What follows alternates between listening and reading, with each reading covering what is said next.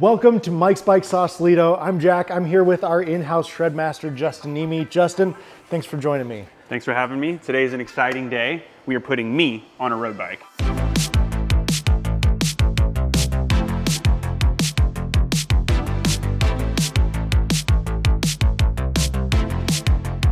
So a few weeks ago, Justin took me e-mountain biking. Today, we're switching roles. I'm taking you on the road. Excited but nervous. And you don't have a road bike, do you? Never have. Well, let's start there. Let's look at road bikes.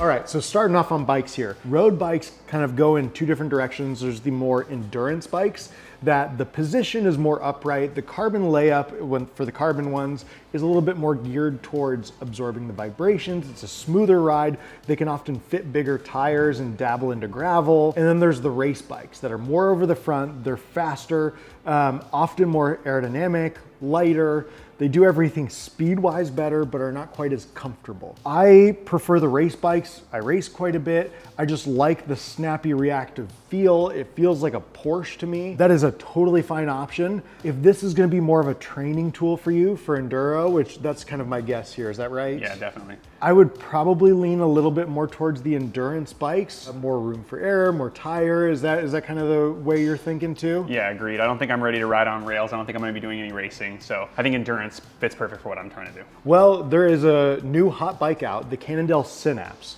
which we happen to have in the top spec Lab 71. Sounds like a whole lot of bike, probably more than I need, but let's try it out. All right, let's do it.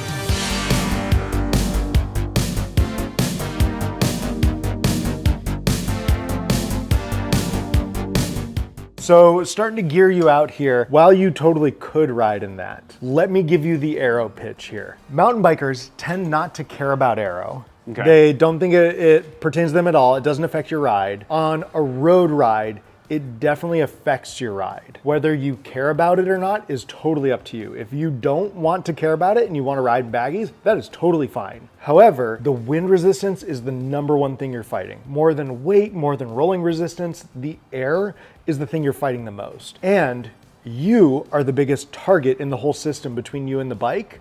So getting tight form-fitting stuff onto your body is the number one thing that you can do for aero. It's free speed. It takes a 16-mile-an-hour ride and makes it an 18-mile-an-hour ride. I need all the help I can get. I would recommend stuff more like this. So from Rafa, we've got a couple of different lines here. We've got the core line that is the kind of more entry level, pretty simple, a little bit more club fit, not quite as tight performance fit. Great entry point, bibs and jersey. And then we've also got the pro team training stuff. That is the more premium materials, more aerodynamic, tight fit. I think in the e-mountain bike one we did the other a couple of weeks ago, you called me a superhero wearing that stuff. Looks like a superhero. Yeah, it looks like a superhero costume. As you go up in tiers, it does get more performance. It also, the chamois gets nicer. Okay. The chamois is the real contact between you and the saddle. I'm a huge believer that a nicer chamois is the number one thing that you can do for saddle comfort. I'm a huge fan of nicer bibs at least, but really that whole line is my favorite. Is there a way that you're leaning here between core, pro team training? After feeling that saddle and how hard it was, going from the mountain bike with a softer saddle and now to a harder saddle, I think getting the better chamois is going to be important. I don't normally ride with a chamois, but I know I'm going to be in the saddle longer and comfort's going to be everything. I don't want to have to deal with any friction or chafing. I'll take your word for it.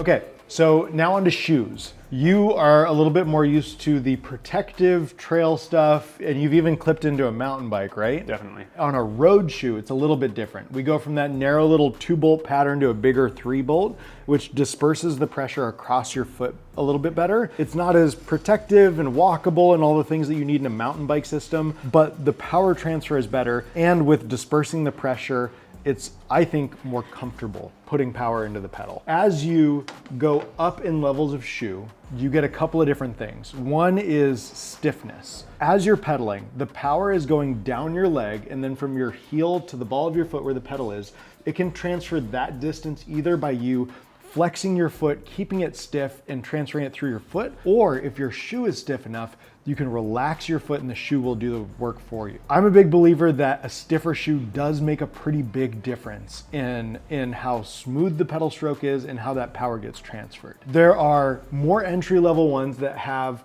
kind of a nylon composite sole. The higher level shoes will start to go to a carbon fiber sole. They also will go to a mechanical closure system like the BOA. The even more premium will go to 2 BOA dial from a single. I would recommend to start out, if you want to go top of the line and never have to upgrade, that is awesome. If you're looking, where you get the most value per dollar, the mid-tier shoes are really good. They've been really stepping up. So these like Shimano Physique kind of mid-tier ones, what stands out to you here on the shoe wall? I definitely want something BOA, and I definitely want something that's white. I know white shoes make you look fast. That's what all the rage is right now. So, white is pro. Yeah, white is pro for sure. And I need all the pro status that I can get with the speed and the endurance that I have. Awesome. Well, let's try out one of the Physique mid-level ones in white. I think that one's going to be a great fit. Great.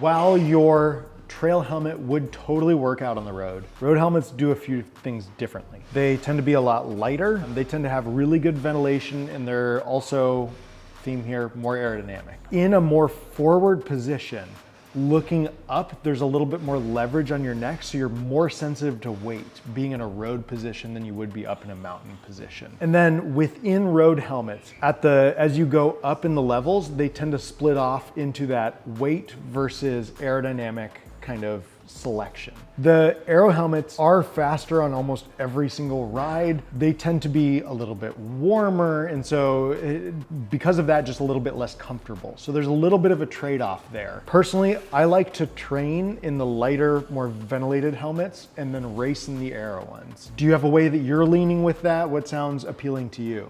I prefer the vents in my enduro helmets, and it's getting hot right now, so I don't think the aero helmet is something that I'm going to consider. I don't see myself racing for a little while, so I think I'd prefer the ventilation and the comfort. So with those helmets, I look for ones almost exclusively that have some type of rotational impact dampening system like MIPS. Yeah. There's a couple other ones out there. That's just the name brand that most people know. For ventilation, I think nothing beats the POC Ventral. You can see those massive vents in it. If POC mountain helmets have fit well on you before, I think this one would be a killer one. Yeah, that's great. Let's try that one out. Sweet. Well, I think we're just about ready to get on the road. One last thing, we've kind of been on the aero theme here. We're talking about free watts. I have some free watts for you. Let's get rid of that leg hair. How many watts are we talking here? Debatable. Some people would say up to 10, 15.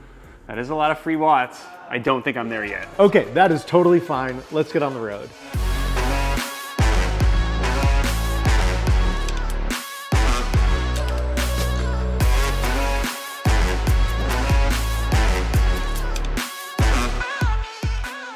So the plan today is to ride this 33-mile route here in Marin in Northern California that has a couple of key features. There'll be a flat segment so he can feel the aerodynamics. I want him to notice how the speed changes as his body position changes. Then we'll do a big climb. I want to see how he does on a long, steady effort. Once at the top of that climb, we're going to do a fast technical descent. I want to teach Justin how to descend safely, stay in control, but also enjoy the descents. Justin is going to be riding the Synapse Lab 71, as we mentioned earlier. It's quite a baller bike to start off on. And I'm going to be riding my Cervelo S5. This is going to be a fun day, so let's get rolling.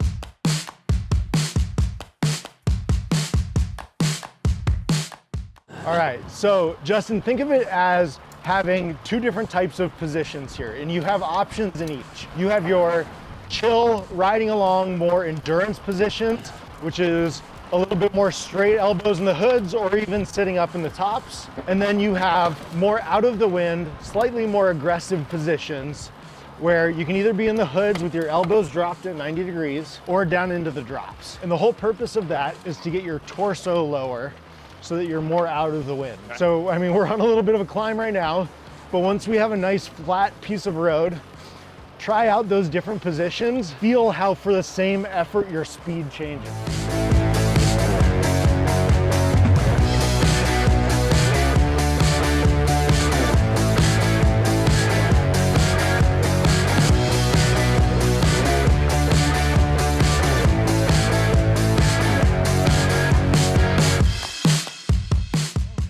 All right, Justin, we just did the flat section of Paradise Loop coming over here. I saw you playing around with body position. You were weighting the front end more, getting lower. How are you feeling with that? How is it affecting the ride? I think that I need to spend a little bit more time getting comfortable, like being over the front end. It just feels a little bit like vague. I'm not comfortable in the drops at all yet. Okay. I really like being in the hoods. I just feel like I have more control over the brakes, but I'm getting more comfortable getting my chest down, getting over the front end, and I can definitely feel it, especially when I'm drafting off of you or pedaling hard, like getting down lower definitely helps with just retaining that speed. Okay, so you feel getting out of the wind as you're getting lower. Definitely. So far it feels really good. I just have to adjust. I'm not used to riding so far over. I'm used to being more upright and in the center of the bike. Well, next up, we are gonna go up Mount Tam. So normally, for someone's first road ride, I wouldn't send them up a 2,000-foot climb, but you've been mountain biking a long time, you run a good bit, you're pretty fit. I'm confident you can do this. I think the key is gonna be pacing. You know, in a mountain bike climb, you've got a lot of, varied terrain, and you kind of gotta punch it to get over a root section or things like that. And but this is fairly steady, constant grade. There's a little bit of a flat section, like 2/3 of the way through, but other than that, it's like a 6-7% grade, and just keeping it within yourself, I think, is the key. I would recommend, for as much of the climb as you're comfortable, staying seated and keeping your cadence up. You might kind of feel an urge to start to stand up, to slow down. That's where you're gonna get some more muscular fatigue, and it's gonna get harder and harder the further into the climb. You can totally mix up the position and stand up for a minute, but try to spend the majority of the time seated, spinning, and efficient. Because you have a power meter here, but the power numbers probably don't mean anything to you yet. So Yeah. a good rule of thumb is you should be able to talk in full sentences. Okay. If you can be speaking, then you should be in like that kind of zone 2 area. Okay. With that, let's go up Tam.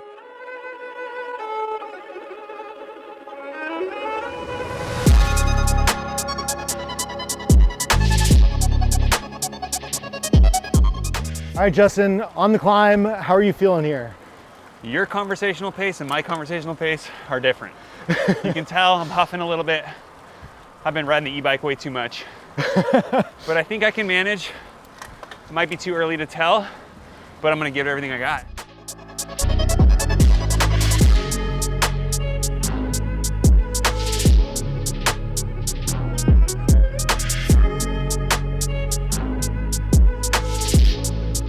You did your first climb. That was a big one. How'd it feel?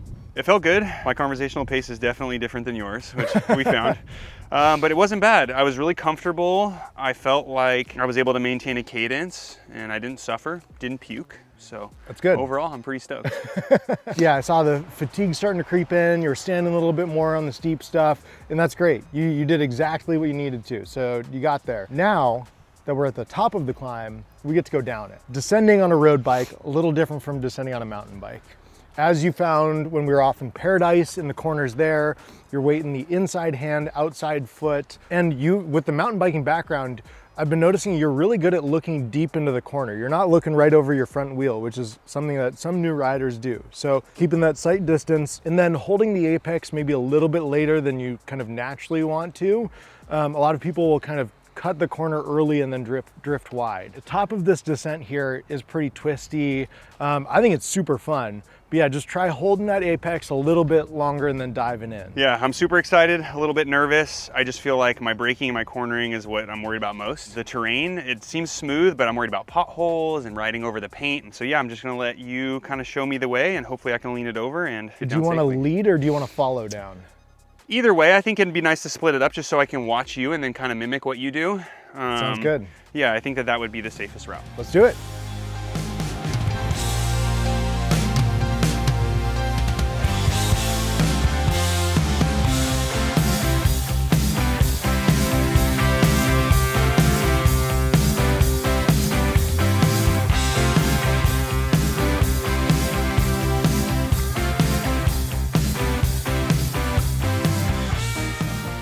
How did it feel?